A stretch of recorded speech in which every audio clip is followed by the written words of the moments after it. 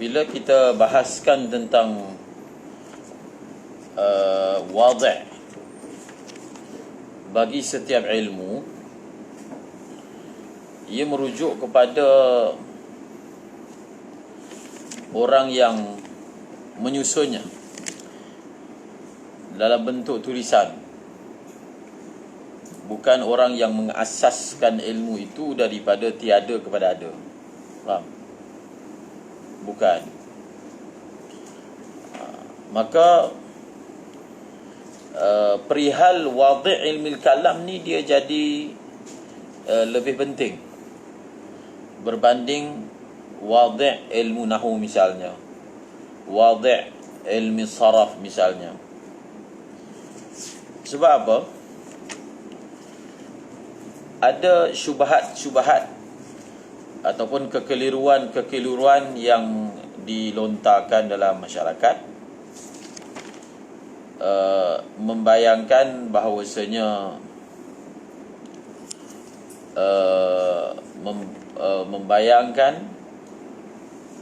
bahawasanya mazhab Asy'ari dalam akidah yang hanya datang selepas 200 tahun adalah suatu ikhtira', rekaan. Sedangkan ia berkaitan dengan akidah.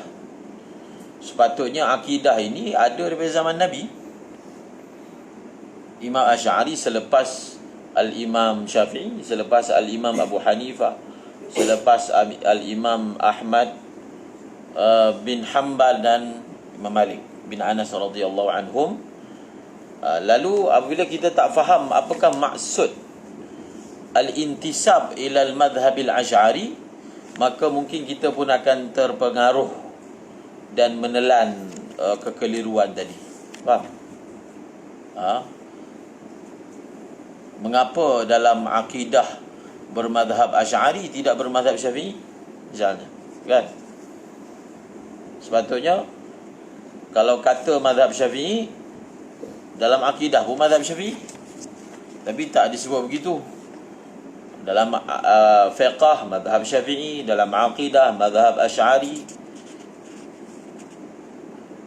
dan dalam tasawuf madhab Junaid Baghdadi. Maka itu hanya kekeliruan dan buat-buat tak faham. Faham? Maksudnya daripada pihak yang melontarkan. Maka justru kita ambil masa pada hari ini untuk menerangkan apakah yang dimaksudkan wadih.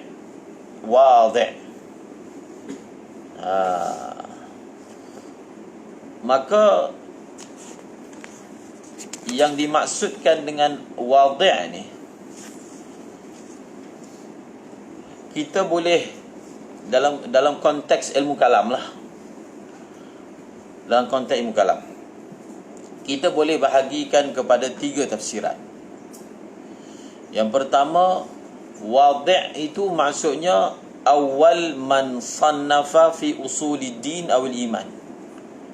Awal man sannafa fi usuliddin awil iman. Orang yang mula-mula menulis berkaitan dengan akidah.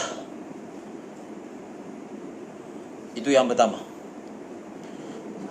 Yang kedua, maksud wadih ni adalah masdarul ilm, sumber asal, sumber sebenar bagi ilmu itu. Itu yang kedua. Yang ketiga, yang dimaksudkan dengan al-wadih adalah awal man qarrara qawa'idahu wa qa'ada masailahu wa azhara rusumahu. Apa dia? Wadih itu dengan makna awal man qarrara qawa'idahu wa qa'ada masailahu wa azhara rusumahu. Maka berdasarkan 3 tafsiran yang berbeza, Kalau kita ambil wadih ataupun pelopor ataupun sumber asal bagi ilmu ini dengan tafsiran yang pertama, orang yang mula mengarang. Maksudnya dalam tarikh kepengarangan tu, tarikh menulis ni, apakah kitab yang mula muncul yang isi kandungannya menceritakan perihal akidah? Zaman sahabat tak ada. Tak ada sahabat tulis kitab. Faham? Jadi kena bezakan antara ilmu dan tulis ilmu tu. Quran ada lebih awal sebelum ditulis Quran, zaman Nabi itu sendiri. Faham? Jadi tulis ilmu bukan bermakna bila mula ditulis itulah permulaan kewujudan. Itu betul kan? Itu ma'ruf, tak perlu dibahaskan. Maka kalau berdasarkan tafsiran yang pertama, wadih dengan makna awal man sannafa, maka di sana ada nama-nama. Yang pertama siapa dia? Al-Imam Abu Hanifah, yang wafat pada tahun 150 Hijrah. Tarikh lahir, tahun kelahiran Imam Syafi'i. Jadi beliau ada kitab yang berjudul Al-Fiqhul Akbar. Ini kitab akidah yang masyhur. Ada syarahannya oleh Mulla Ali Al-Qari, Al-Fiqhul Akbar. Sebelum kita pergi kepada yang seterusnya, ulama bila bahaskan tentang perkataan fiqh, sebenarnya man yuridillahu bihi khairan yufaqihu fid din, memfaqihkan dia pada agama itu bukan maksudnya fiqh yang tafsiran ataupun mustalah ulama lah. Sebab bila fiqh mustalah ulama maksudnya hukum hakam syariat, fiqh yang kita belajar tu. Yufaqihu fid din ni mana faham agama. Agama ni dia merangkumi syariat, merangkumi iman, merangkumi akhlak. Sebab itu ilmu tauhid juga dipanggil al-fiqhul akbar. Faham? Imam Abu Hanifah bagi nama. Sedangkan isi kandungannya bukan fiqh, tauhid. Di kitab itu diberi nama al-fiqh al-akbar. Maksudnya fiqh yang paling besar sekali ialah kamu kenal akidah. Faham? Akidah yang betul, as-sahihah min al-fasidah, al-fiqhul akbar. Kalau ilmu tasawuf, nama dia yang lain, ilmu muamalah. Dipanggil juga ilmu muamalah. Dia juga dipanggil fiqhul qulub. Fiqh hati. Ilmu tasawuf fiqh juga. Jadi yufaqihu fid din makna bagi tafsir hadis itu, sebab bila Nabi ucapkan, Nabi bukan merujuk mustalahat yang datang kemudian, tak mungkin. Faham? Maka dia makna yang lebih mendekati lughah dengan makna faham. Yufaqihu fid din, faham. Jadi satu orang bila Allah nak bagi kebaikan pada dia, Allah akan bagi faham, bagi ilmu pada dia. Contohnya dalam bab akidah, yang mana yang betul, yang mana yang salah. Jangan sampai orang Islam tak boleh tahu, tak boleh beza yang mana satu akidah yang as-sahihah dan al-aqidah al-fasidah al-batilah. Sebelum ni kita sebut secara ringkas maudhu' ataupun topik perbincangan ilmu akidah ini adalah yabni apa dia? Yabni al-aqaidah as-sahihah wa yahdimu al-aqaidah al-batilah. Membina, mengisbatkan akidah yang sahih dan memusnahkan, menghancurkan, membasmi akidah yang batil, fasid. Itu atas tafsir pertama mazhab al-Imam Abu Hanifah. Ada juga diriwayatkan bahawasanya al-Imam Malik juga ada menulis tentang kitab akidah. Imam Malik wafat 179. Ada juga riwayat bahawasanya al-Imam Syafi'i juga menulis kitab tentang akidah, yang wafat pada tahun 204 Hijrah. Maknanya menulis tentang akidah. Itu kalau kita tafsirkan wadih itu dengan makna awal man sannaf, siapa yang mula tulis, walaupun isi kandungan kitab yang ditulis itu merujuk kepada satu isu ataupun satu masalah, dua masalah, bukan menyeluruh. Seperti mana Abu Aswad Ad-Du'ali yang disebut sebagai pelopor ilmu Nahwu. Jadi apa yang beliau catatkan daripada Nahwu, bukan semua yang kita belajar tu, faham? Zaman itu istilah pun tak ada lagi. Tapi beliau dikenali sebagai pelopor, maksudnya memang yang memunculkan ilmu Nahwu itu dalam bentuk kaedah, dalam bentuk tulisan, dengan perintah daripada khalifah pada ketika itu, Sayyidina Ali bin Abi Talib. Yang kedua, wadihnya adalah dengan tafsiran yang kedua tadi itu, masdar. Maka tidak ada lain dan tidak bukan Allah Ta'ala. Masdar ilmu. Sebab akidah itu daripada Al-Quran, ilmunya daripada Nabi pun daripada Allah juga. Faham? Maka atas tafsiran yang kedua, wadih bagi ilmu ini adalah Allah Ta'ala. Dan atas tafsiran yang ketiga, wadih bagi ilmu ini barulah merujuk kepada Al-Imam Abul Hasan Ali bin Ismail Al-Ash'ari. Dan yang kedua, Al-Imam nama apa? Nama penuhnya? Muhammad bin Al-Maturidi. Selisih tarikh wafat. Semalam sebut tarikh wafat Imam Abu Hasan 323. Ada perbezaan lah, itu biasalah tu. Ada ulama tulis 321. Tapi maksudnya dalam lingkungan kurun tersebut lah, 321 ataupun 23. Dan Imam, Allahumma salli ala Sayyidina Muhammad, Abu Mansur Al-Maturidi, pada tahun 10 tahun selepasnya, itu 333 Hijrah. Dan sangat penting untuk kita mengetahui bilakah zaman hidupnya Al-Imam Abul Hasan Al-Ash'ari dikaitkan dengan kitab yang kita pelajari, kerana Al-Imam Abu Ja'far At-Tahawi wafat pada tahun 321 Hijrah. Faham? So maksudnya apa? Maksudnya sezaman. Beliau Abu Ja'far At-Tahawi ni di Mesir, belah sana. Ni di Baghdad. Maka maknanya muasir. Itu penting tu.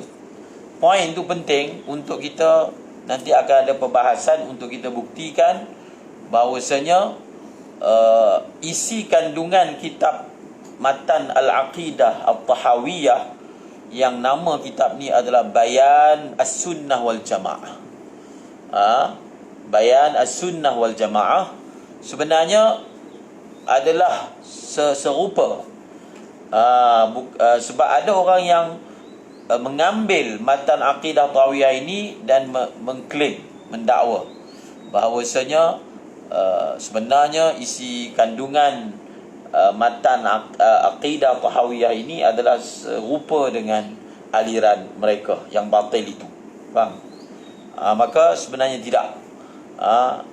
Imam Abu Ja'far At-Tahawi ini wujud pada zaman mazhab Asy'ariyah itu, ataupun mazhab Asy'ari itu sudah diasaskan. Faham?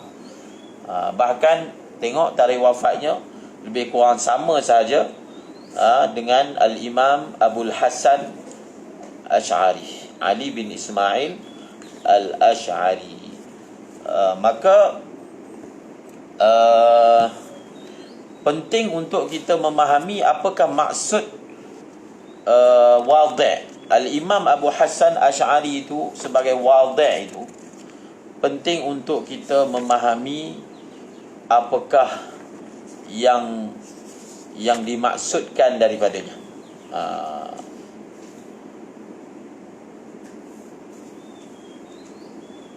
Apakah yang dimaksudkan daripadanya.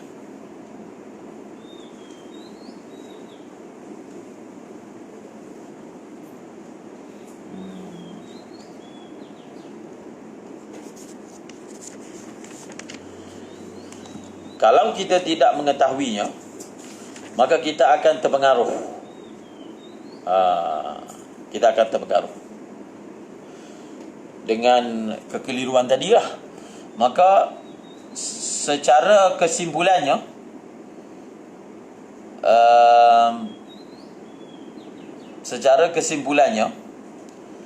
berkaitan dengan ilmu akidah ini, pertama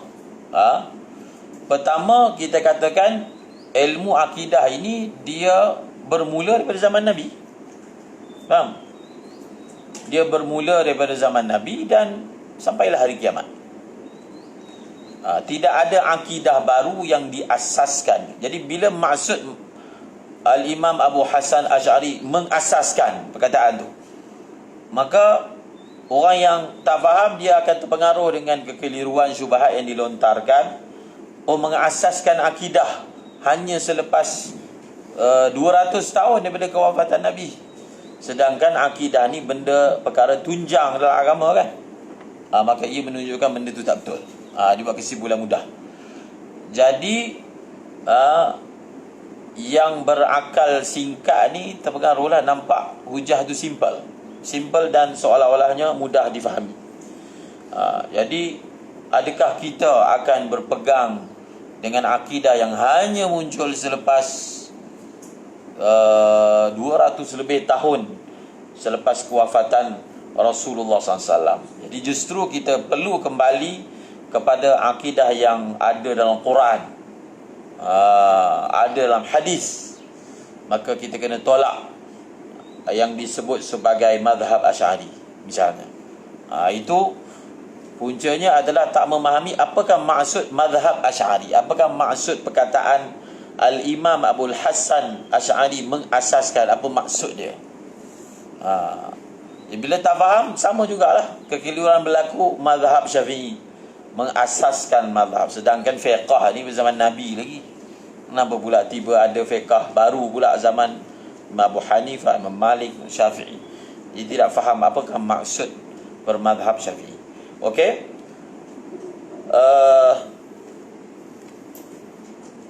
Yang kedua, kita perlu faham apakah maksud al-intisab lil madhhabil asy'ari.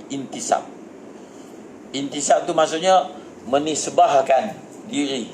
Jadi sebab tu bila disebut tentang ulama Asy-Syafi'i al-Asy'ari, merujuk kepada al-Asy'ari, Asy-Syafi'i dari segi syariat, segi akidah Asy'ari. Apakah maksud satu orang itu muntasib, nisbah, laqabnya al-Asy'ari? Apakah maksud dia? Jadi semua itu hanya akan kita dapat jawapannya kalau kita faham tarikh. Kalau kita faham tarikh, kita faham sejarah, kita faham bahasa, maka barulah kita akan sebenarnya tak ada masalah pun untuk menghadamkannya.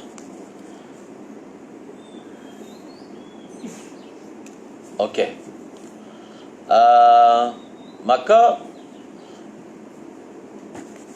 kita perlu tahu sejarah. Untuk baca sejarah ni panjang lah. Saya bagi hawalah dia. Ada sebuah kitab yang dikarang oleh Ibnu Asakir.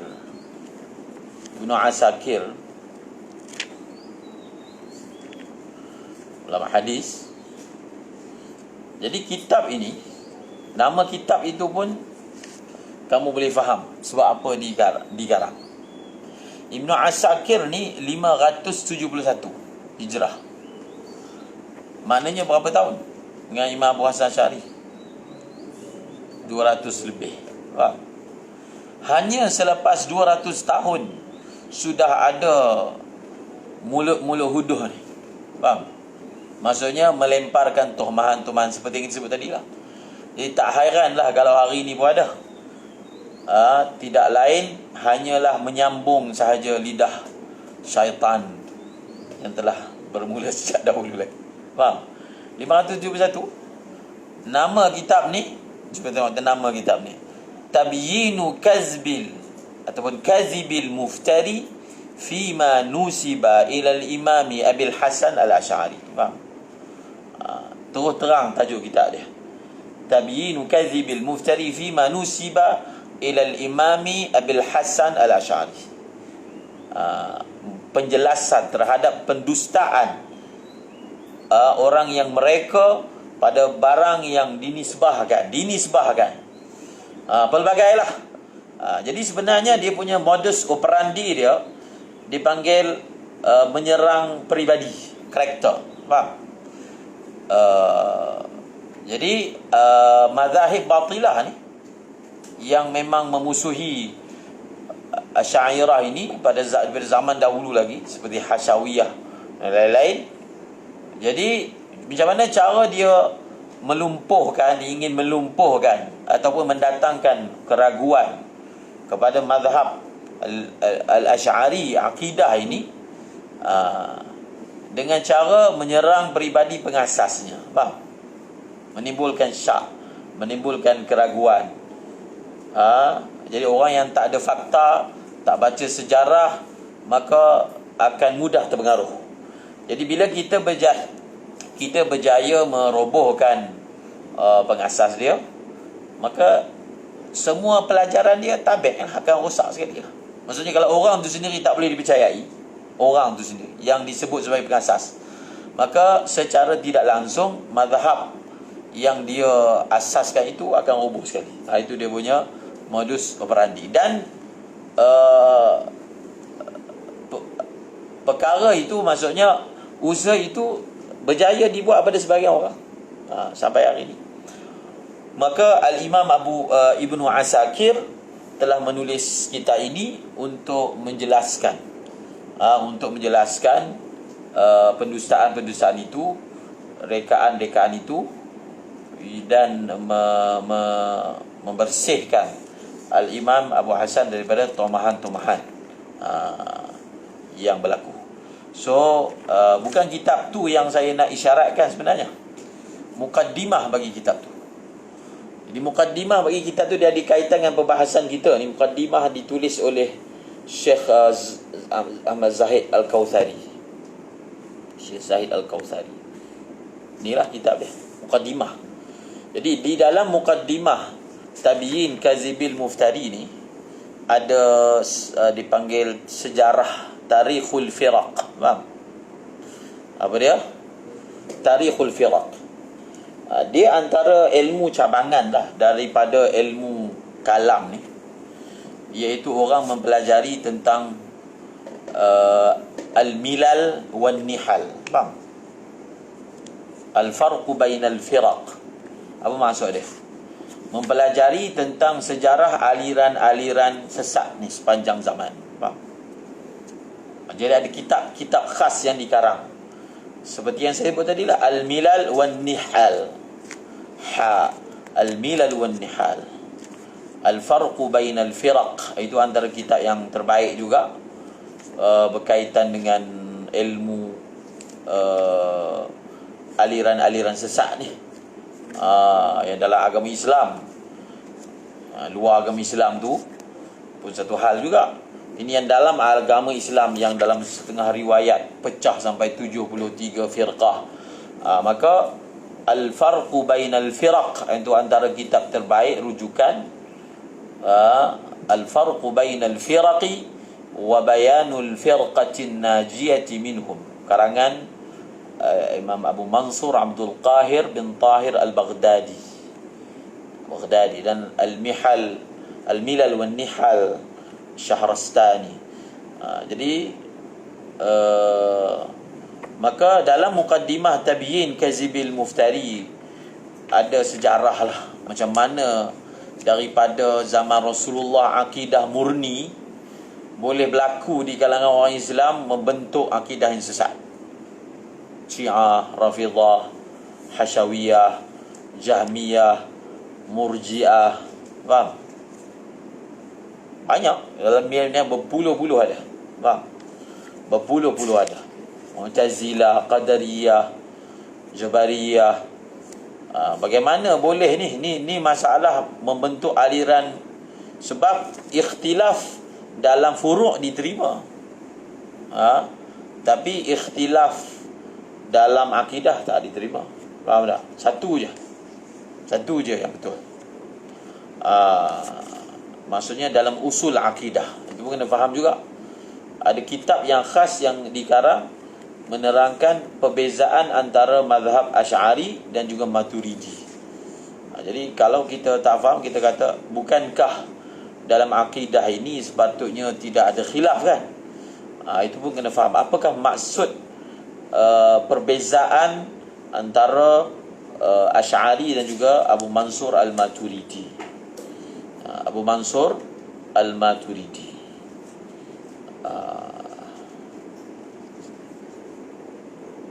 Jadi dia punya sejarah dia, bila sahaja Nabi wafat, maka gelombang orang murtad telah berlaku. Kita sentuh perbezaan, maksudnya segi akidah. Orang murtad ni akidah lah. Maka pada zaman Sayyidina Abu Bakar ada gelombang murtad.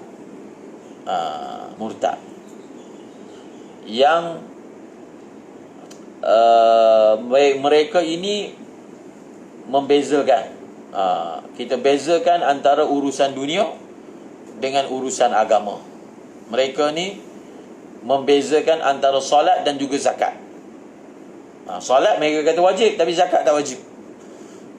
Itu semua kemunculan pandangan sonsang. Dia kata zakat ni hanya wajib dibayar bila Nabi hidup je. Khudh min amwalihim. Khudh tu perintah pada Nabi. Nabi dah tak ada. Jadi tak ada siapa lah yang khudh min amwalihim, maka kami tak nak bayar zakat. Faham? Maka Sayyidina Abu Bakar dengan himmah yang tinggi mengatakan, aku akan memerangi orang yang membezakan antara solat dan zakat. Sedangkan Allah Ta'ala dalam Quran, bila sebut solat disertakan dengan zakat. Wa aqimus solah wa atuz zakah. Maka golongan ini telah diperangi oleh Sayyidina Abu Bakar yang tegas, yang melihat bibit-bibit ni tak boleh biar. Walaupun pada peringkat permulaannya Sayyidina Umar tak setuju. Sebab mereka ni belum lagi yang inilah, yang bukan murtad ni, yang tak bayar zakat ni. Murtad tu diperangi. Yang tak dipersetujui itu nak perang orang tak bayar zakat. Sebab alasannya mereka Islam, mereka semayang lagi. Al-mani'i minaz zakah kan. Mereka masih semayang lagi. Jadi dia tak bersedia untuk memerangi. Sehingga Sayyidina Abu Bakar tetap tegas. Aku tak akan biarkan golongan yang membezakan. Sebenarnya orang yang tak nak bayar zakat ni menjadi murtad. Faham? Sebab dia adalah ma'lum minad-din bil-darurah. So dia adalah perkara yang ada kaitan juga dengan akidah. Maka tanpa berlengah Sayyidina Abu Bakar telah memerangi mereka, dan kejahatan mereka tak berjaya membesar. Tak berjaya merebak, dan dapat dibasmi dalam masa yang dekat, dalam masa yang segera. Dan begitulah juga Sayyidina Umar, yang zaman pemerintahannya 10 tahun, 12 tahun. Sayyidina Abu Bakar 2 tahun lebih. Sama juga, tidak pernah tidur ataupun tidak pernah lalai daripada memastikan benteng-benteng agama ni dijaga. Kalau ada siapa yang cuba memunculkan diri nak menyelewengkan akidah ni, akan dibasmi terus ke akar umbi. Seperti mana kisah yang masyhur. Kisah yang masyhur kan? Satu orang ni dia bertanya, dia banyak merosakkan pemikiran orang. Bertanya tentang benda pelik-pelik tentang akidah ni. Sayyidina Umar panggil dia, tak cakap banyak, pukul kepala dia. Kan? Dia datang lagi, pukul kepala sampai berdarah-darah. Maka kemudian dia ni kata kepada Sayyidina Umar, kalau Tuhan nak bunuh saya, bunuh. Adapun penyakit yang ada dalam otak saya dah hilang dah. Faham? Kisah tu itu sabar, nak baca perincian dia. Maksudnya ni seorang je baru muncul, yang mana mula nak bertanya tentang qada dan qadar kan. Qada qadar ni akidah lah. yang mula datangkan iktiraf, bercakap. Dia bercakap, tapi dia punya bercakap tu akan rosakkan orang sekeliling. Jadi sebagai khalifah tak boleh biar. Ini daripada sebiji tunas ni, kalau biar akan membentuk satu kumpulan, akan bentuk satu gerombolan, akhir sekali memberontak, dan akan merosakkan keharmonian agama Islam. Maka Sayyidina Umar adalah pintu kepada fitnah, kan? Nabi sebut dalam hadis akhir zaman bahwasanya Sayyidina Huzaifah, jadi bila dengan kematian Sayyidina Umar, pintu tu dah tak ada. Jadi pintu tu tak ada, pintu tu terbuka ke ataupun pintu tu pecah. Maka Sayyidina Huzaifah kata, tak, bukan pintu tu terbuka. Kalau terbuka boleh tutup balik, faham? Pintu tu pecah, tak ada pintu. Sebab itu bila masuk saja zaman Sayyidina Uthman, maka aliran ataupun arus fitnah berleluasa, mula membesar, faham? Akhir sekali membawa kepada kewafatan ataupun pembunuhan Sayyidina Uthman radhiyallahu anhu. Zaman Sayyidina Ali muncul kumpulan Khawarij, muncul 11 kekuatan, maka mula muncul, faham? Jadi kenapa ada firqah yang ada akidah yang songsang ni, ada sebab dia, faham? Wallahu a'lam.